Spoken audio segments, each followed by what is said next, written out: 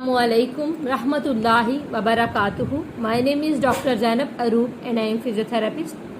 आज जो मेरा आपके साथ लेक्चर है वो है सूरतुल यूनुस की आयत नंबर 17 से लेकर आयत नंबर 21 तक. आज का लेक्चर बहुत ही खूबसूरत है. आज के लेक्चर में हम लोग पढ़ेंगे कि मौजे क्यों नहीं एकदम से आ जाते, उनका क्या क्या कॉज होता है जिसकी वजह से अल्लाह ताला उसको फ़ौरन मौजात को नहीं दिखाते. और अल्लाह ताला ढके छुपे अंदाज से बहुत सारे मौजे दिखा रहा था, लेकिन जो लोग उन मौजों को पहचानते नहीं और दुनिया में मसरूफ़ हो जाते हैं और फिर वो दुनिया में अल्लाह ताला फिर उनको डील देता है और उस दुनिया की फ़राग को अपने लिए नेमत समझ बैठते हैं, तो वो लोग असल में नाकाम लोग हैं. तो स्टार्ट करते हैं. नहमदुहु व नुसल्ली अला रसूलिहिल करीम, अम्मा बाद, फ़अऊज़ु बिल्लाहि मिनश शैतानिर रजीम, बिस्मिल्लाहिर रहमानिर रहीम. रब्बि शरह ली सदरी व यस्सिर ली अमरी वहलुल उक़दतम मिन लिसानी यफ़क़हू क़ौली रब्बी ज़िदनी इल्मा. बिस्मिल्लाहिर रहमानिर रहीम. स्टार्ट करते हैं आयत नंबर 17 से.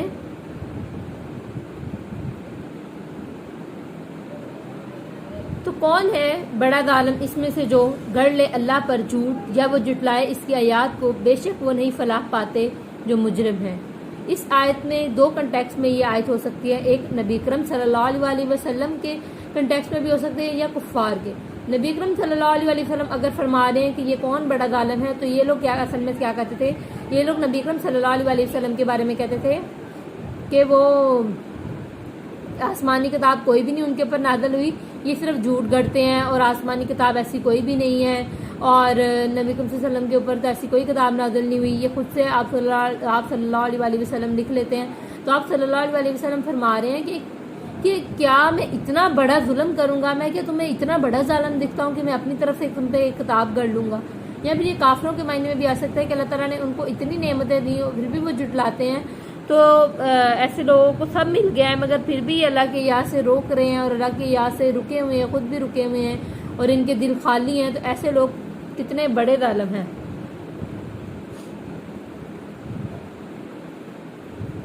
उसके अलावा आगे है, और वो ऐसे लोग नहीं फलाह पाएंगे. कौन लोग हैं जो फलाह नहीं पाएंगे? ये ऐसे लोग होंगे जो जिनको अल्लाह ताला फलाह नहीं देंगे. ये फलाह होती क्या है? फलाह होती है कि अंजाम में कामयाबी, आखिरत में कामयाबी. इसमें दुनिया की, बेशक दुनिया में वो बंदा बहुत गरीब हो लेकिन आखिरत में अगर वो कामयाब है तो वो कामयाब है, और अगर आखिरत में वो नाकाम है तो वो नाकाम है. और ऐसे शख्स के साथ हम दुनियावी कोई अमीर बंदे का मुकाबला नहीं कर सकते. जो दुनिया में गरीब है लेकिन आखिरत में उसका बहुत बड़ा अंजाम है, तो वो असल में फलाह पा गया. इसमें हो सकता है वो जो फलाह पाने वाला दुनिया में भी अच्छी हालत में हो, लेकिन फलाह असली कामयाबी को कहते हैं जो अंजाम में कामयाबी मिलेगी. तो जो आखिरत के दिन कामयाब होंगे वो फलाह पाने वाले होंगे. जिनके अकीदे गलत हैं कि वो ये सोचते हैं कि अल्लाह ताला के साथ शरीक ठहराते हैं कि हाँ जैसे ईसाई हैं, अब इबादत तो बहुत करते हैं लेकिन हज़रत ईसा अलैहिस्सलाम को क्या नाम है, अल्लाह का बेटा कह देते हैं. नाउज़ बिल्लाह. जहाँ से इनके अकीदा गलत हो जाएगा वहाँ से अल्लाह ताला इनके अमाल इनके सारे ज़ाया हो जाएंगे. चाहे अंग्रेज़ सारी दुनिया की अच्छे काम कर लें लेकिन इनके अमाल सारे ज़ाया हैं क्योंकि इनके अकीदा गलत था. और मुजरिम लोग को कभी कामयाब हो ही नहीं सकते क्योंकि दुनिया में तो ये लोग कामयाब दिख सकते हैं मगर आखिरत में ये लोग कामयाब नहीं हो सकते. जो आप पर जुल्म करता है जालिम, दुनिया में तो बड़ा बढ़ बढ़ के बोल सकता है, दुनिया में तो लोगों के ऊपर चढ़ चढ़ के वो बातें कर सकता है, लेकिन आखिरत में अल्लाह ताला उसको बोलने नहीं देंगे. अल्लाह ताला उसकी सारे अमाल उसके सामने फेंकेंगे और उसकी पकड़ करेंगे. आगे है आयत नंबर 18. स्टार्ट करते हैं. वो इबादत करते हैं सिवाय अल्लाह के, उसकी जो नहीं वो नुकसान देते इन्हें और ना वो नफ़ा देते, और कहते हैं कि ये सिफारशी हमारे अल्लाह के यहाँ. तो कह दीजिए क्या तुम खबर देते हो अल्लाह की, अल्लाह को इसकी जो नहीं वो जानता, आसमानों में और ना ज़मीन में, पाक है वो बुलंदतर है इससे जो तुम शरीक ठहराते हो. तो अल्लाह ताला फरमा रहे हैं कि क्या नाम है, तुम यहाँ पे इस आयत में अल्लाह ताला फरमा रहे हैं कि ये तुम असल में क्या था, कुफ़ारे मक्का अपने जो थे ना बुत, इनको समझते थे ये हमारे सिफारशी हैं. तो अल्लाह ताला उन्हें फरमा रहे हैं कि क्या तुम समझते हो कि ये अल्लाह के यहाँ सिफारिश करेंगे. ये क्या कहते थे यहाँ तो क़यामत आनी नहीं, और अगर आई भी तो हमारे सिफारशी मौजूद है, ये हमारे लिए सिफारिश करेंगे और हमें बचा लेंगे. तो अल्लाह ताला फरमा रहे हैं कि अगर तुम्हें बचा लेंगे तो फिर तुम ये देखो कि ये तो मेरे इल्म में नहीं है. ये लोग कहते हैं कि अल्लाह ताला की सिफारशी हैं ये लोग. तो अल्लाह ताला कहते हैं تو اللہ تعالیٰ فرما رہے ہیں کہ اللہ تعالیٰ کے علم میں تو ذرہ ذرہ ہے دنیا کا. اللہ تعالیٰ کے علم میں کوئی چونٹی بھی چل رہی ہے تو اللہ تعالیٰ کو پتہ ہے کہ وہ چونٹی چل رہی ہے. کوئی دنیا کا ذرہ بھی ہل رہا ہے تو اللہ کو پتہ ہے کہ وہ ذرہ ہل رہا ہے. تو جب اللہ کے علم میں اتنی وسیع ہے، اللہ کے علم سب کچھ جانتا ہے، اللہ کے علم میں سب کچھ ہے، تو پھر کیوں یہ بات کر سکتے ہیں کہ اللہ تعالیٰ کے بارے میں کہ اللہ تعالیٰ کہ یہ سفارشی ہیں، اللہ تعالیٰ نہیں جانتے. تو اللہ تعالیٰ کہہ رہے ہیں کہ تم اللہ کو خبر دے رہے ہو، کیونکہ اللہ کے علم میں تو یہ نہیں بات ہے ہی نہیں کہ وہ سفارشی ہیں. یہ تو عقل سے بھی اوپر بات آ جاتی ہے کہ کوئی بت بنا لو ہاتھوں سے، وہ اللہ کے ہاں تمہیں سفارش کرے گا. کیوں؟ وہ کوئی نیک عمل کر رہا ہے جو تمہیں سفارش کرے گا. اور آگے چلتے ہیں آیت نمبر 19 میں. نہ تھے لوگ مگر امت ایک ہی. تو اصل میں پہلے کیا تھے، سب مسلمان ایک اسلام پہ تھے، پھر انہوں نے اختلاف کیا. اگر نہ ہوتی ایک بات، مطلب یہاں پہ عہد الست کی بات بھی ہو سکتی ہے کہ اللہ تعالیٰ نے پیدا ہونے سے پہلے سب کو اکٹھا کیا تھا اور سب کو پوچھا تھا کہ تمہارا خدا کون ہے، تو انہوں نے کہا کہ اللہ. پھر اس کے بعد سب کو پیدا کیا گیا تھا. تو آیت ہے کہ نہ تھے لوگ مگر امت ایک ہی، پھر انہوں نے اختلاف کیا اور نہ ہوتی ایک بات ہوتے جو طے ہو چکی آپ کے رب کی طرف سے، جو البتہ فیصلہ کر دیتا ہے درمیان ان کے اس معاملے میں جس میں وہ اختلاف کر رہے ہیں. یا اس آیت میں اللہ تعالیٰ کیا فرما رہے ہیں؟ آیت نمبر 19 میں اللہ تعالیٰ فرما رہے ہیں کہ تم لوگ جو لوگ ہو، تم لوگوں نے ایک چیز کنسیڈر کر رکھی ہے کہ اللہ تعالیٰ سے کہ اللہ تعالیٰ ہمیں سب کچھ دے گا. تو جب اللہ تعالیٰ کی ذات سب کچھ تمہیں دے گی تو پھر اللہ تعالیٰ نے تمہیں جب سب کو ایک مسلمان پیدا کیا تھا، ایک دین پہ بھیجا تھا، ایک اسلام دین پہ بھیجا تھا، تم اس اسلام دین کے بعد اختلاف میں پڑ گئے، تو کچھ لوگ شرک میں پڑ گئے. اب سوال یہ پیدا ہوتا ہے کہ جو لوگ شرک میں پڑ گئے ہیں، اللہ تعالیٰ نے اس کو بڑھنے کیوں دیا اگر وہ غلط تھا؟ کیونکہ اللہ تعالیٰ نے فیصلہ کہا تھا قرآن میں کہ اللہ تعالیٰ فیصلہ کرے گا ایک دن، وہ آخرت کا دن ہوگا. اللہ تعالیٰ آخرت سے پہلے اس کا فیصلہ نہیں کریں گے اور اس کا انتظار ہمیں کرنا پڑے گا. تو آخرت کے انتظار اگر ہم کریں گے تو آخرت کے اندر، کیونکہ وہ ایک دن فیصلہ، اگر آخرت کے سے پہلے فیصلہ ہو جاتا، اگر آپ اس کو کامن سینس کا کوشچن ہے کہ پہلے فیصلہ ہو جاتا تو ہم عقل میں آ جاتے. تو اگر آخرت سے پہلے فیصلہ ہو جاتا تو سب کے سب ایمان والے ہوتے. تو پھر دنیا میں امتحان کس چیز کا تھا؟ دنیا میں یہی امتحان ہے کہ آپ اپنے، خاص طور پہ میں یہ نہیں کہتی کہ آپ جہاں پہ ہیں وہ بھی ٹھیک ہے، ہمارے دین اسلام میں اتنے فرقے ہیں کہ آپ اس کو سمجھیں.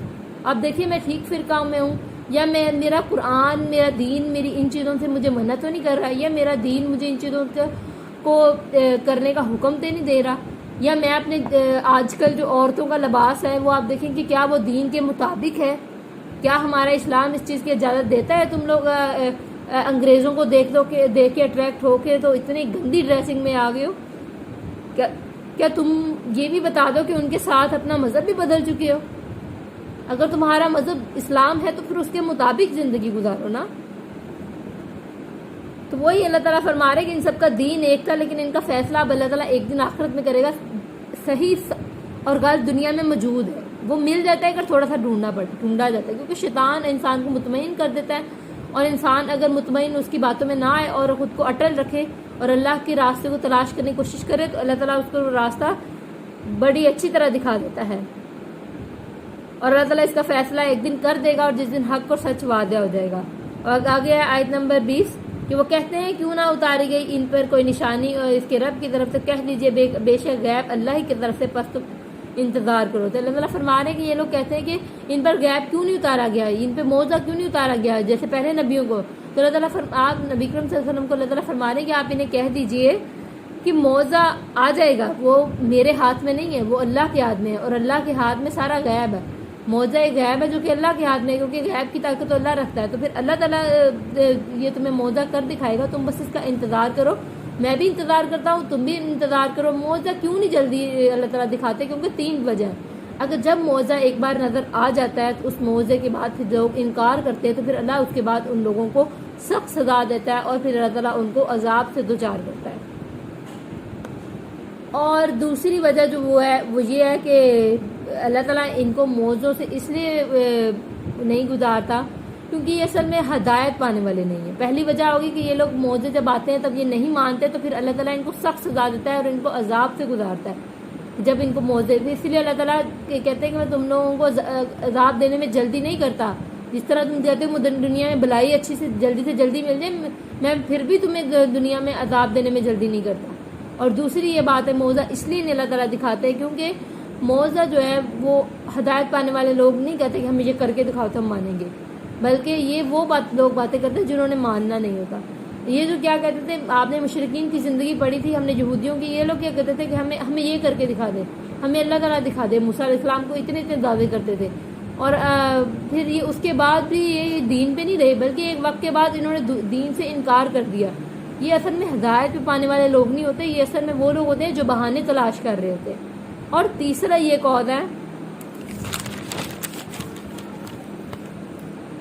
جو تیسرا بڑا قول ہے وہ ہے کہ پیغمبر کا مقصد صرف موعظے دکھانا نہیں ہے، بلکہ موعظہ تو تب آتا ہے جب آپ کی دعوت کا اینڈ ہو جاتا ہے، لوگ دین پہ آ نہیں رہتے ہوتے، تب اللہ تعالیٰ موعظہ دکھاتا ہے. پھر اللہ تعالیٰ اگلی آیت میں بتائیں گے کہ تم لوگوں کو ایک طریقے کا موعظہ دکھایا، تم لوگوں کو ایک موعظہ آیا، لیکن تم لوگوں نے اس پہ غور نہیں کیا. وہ کیا تھا؟ آیت نمبر 31 پڑھتے ہیں کہ جب مزہ چکھاتے ہیں ہم لوگوں کو رحمت کا بعد مصیبت کے، پہنچتی ہے تب ان کے لیے چالیں چلنا ہے ہماری آیات میں، اور کہہ دیجئے کہ اللہ زیادہ تیز ہے چال چلنے میں، بے شک فرشتے ہمارے لکھ رہے ہیں جو تم چالیں چل رہے ہو. اس آیت نمبر 21 میں فرمایا جا رہا ہے، ہوا کیا تھا اس کا ایک پس منظر ہے. ہم نے پیچھے سورہ یوسف کی پچھلی کچھ آیات میں پڑھا تھا کہ اللہ تعالیٰ فرمائیں گے، سورہ یونس کی پہلے کچھ آیات میں ہم نے پڑھا تھا کہ ان کے اوپر قحط آیا تھا، اور جس کی وجہ سے ابو سفیان نے نبی اکرم صلی اللہ علیہ وسلم کے پاس آ کر کہا تھا کہ ہمارے سے یہ بلا ٹل جائے، اللہ تعالیٰ اپنے اللہ سے دعا کیجیے. کیونکہ انہوں نے ہر طرح کا اپنا جو جگاڑ لگا سکتے تھے انہوں نے کیا، اپنے ہر بت سے مانگا، لیکن جب نہیں ملا تب انہوں نے کہا کہ آپ صلی اللہ علیہ وسلم آپ اپنے اللہ سے مانگے، ہم سے یہ بلا ٹل جائے. پھر اللہ تعالیٰ نے جب ان سے یہ بلا ٹال دی تو یہ کیا کریں، یہ لوگ بہت قریب تھے دین ایمان لانے کے، لیکن اللہ تعالیٰ نے جب ان سے بلا ٹال دی. جب یہ بلا ٹال دی تو یہ ساتھ ہی مکر گئے، پیچھے ہو گئے، رجوع کرنے سے انکار کر دیا اور پیچھے ہٹ گئے. اور یہ لوگ مطلب کہنے لگے میرے فلاں بت کی وجہ سے ہو گیا، یا فلاں فرشتے کی وجہ سے یہ ہو گیا. تو اللہ تعالیٰ فرما رہے ہیں کہ یہ تم جو مکر کر رہے ہو نا میرے ساتھ، اللہ تعالیٰ اس سے زیادہ اچھا اور تدبیر کر سکتا ہے تمہارے خلاف مکر کی. اس میں نیگیٹو مکر نہیں ہے اللہ کا مکر ہے بڑا پازیٹیو. اللہ تعالیٰ تمہارے جواب میں تمہیں وہ دے گا جو تم اللہ کے ساتھ کر رہے ہو. اب تم چاہتے ہو کہ دنیا میں اللہ تعالیٰ تمہیں، ہم باقیوں کی مشرکین کی زندگی پہ کیا جاتے ہیں، ہم اپنی زندگی میں جاتے ہیں. ہماری جب زندگی میں مصیبت ہوتی ہے ہم اللہ سے خوب مانگتے ہیں، لیکن جب ہماری سے مصیبت ہٹ جاتی ہے تو ہم پھر سے وہ دنیاوی زندگی کی طرف مصروف ہو جاتے ہیں اور اللہ کو بھول بیٹھتے ہیں. تو ایسے لوگوں کا کیا حل ہوگا؟ اور ایسے لوگوں کو اللہ تعالیٰ فرما رہے ہیں کہ جب اللہ تعالیٰ ان کو، جب یہ لوگ مشکل آتی ہے اللہ سے پکارتے ہیں اور بعد میں پھر جاتے ہیں، تو اللہ تعالیٰ فرما رہے ہیں کہ ان کو اللہ تعالیٰ نہ صرف دنیا میں پکڑے گا بلکہ ان کو آخرت میں بھی پکڑا جائے گا، اور شدید پکڑ ہوگی ان لوگوں کی. اور اللہ تعالیٰ کا اس میں فرمان بڑا اچھا ہے کہ اللہ جس کی دنیا فراغ کر دے اور وہ نہ سمجھے کہ اللہ کی طرف سے ڈیل ہے، تو اس کی عقل فریب کھدا ہے. کہ اللہ تعالیٰ نے اس کو ڈیل دے دیا لیکن وہ یہ نہ سمجھے، وہ سمجھے کہ یہ تو بڑی میرے ساتھ اچھا ہو گیا، مجھے اللہ تعالیٰ نے یہ بھی عطا کر دیا، میں تو بڑا اللہ کا عظیم بندہ ہوں. تو وہ یہ نہ سمجھے کہ یہ بہت بڑا عظیم بندہ ہے، بلکہ وہ اس کی عقل ہی خراب ہے اگر وہ ایسا کنسیڈر بھی کرتا ہے کہ اللہ تعالیٰ دنیا فراغ کر دے تو اللہ سے اور اپنی توبہ بڑھا دو، اللہ سے معافیاں کرنا بڑھا دو. اور ہمارے لوگ اللہ کو بھول کے بیٹھ جاتے ہیں اور خوشی میں تو ایسے پاگل ہوتے ہیں کہ جیسے آج کے دن کی خوشی آ گئی، دوبارہ اس خوشی سے تو نکلنا ہی نہیں ہے نا. خوشی صرف 9 دن کی ہوتی ہے، اس کے بعد واپس انسان کو اپنی زندگی میں آنا پڑتا ہے. تو اللہ کی ہر کام میں حکمت ہے. اگر انسان یہ جان لے تو انسان کامیاب ہے، لیکن اگر انسان دنیا کے مکر و فریب میں پڑا رہے تو دنیا اللہ تعالیٰ کے ہاں پھر اس کو پکڑ ہوگی اور وہ بہت زیادہ اس کی پکڑ پکی ہونے والی ہے. تو اللہ تعالیٰ ہمیں معاف کر دے. ہم خود کو کوئی بہت ایمان والا نہیں کہتے، ہم خود کو بڑے گنہگار انسان کہتے ہیں. اللہ تعالیٰ ہمیں ایمان والوں میں شامل کرے، ہمیں دین اسلام کو عمل کرنے کی توفیق دے، اس کو سیکھنے کی توفیق دے، اس کو سکھانے کی توفیق دے. جو ہم سیکھتے ہیں ہمیں اپنے بھائیوں کو، اپنی بہنوں کو سکھانے کی توفیق دے. آمین. جزاک اللہ.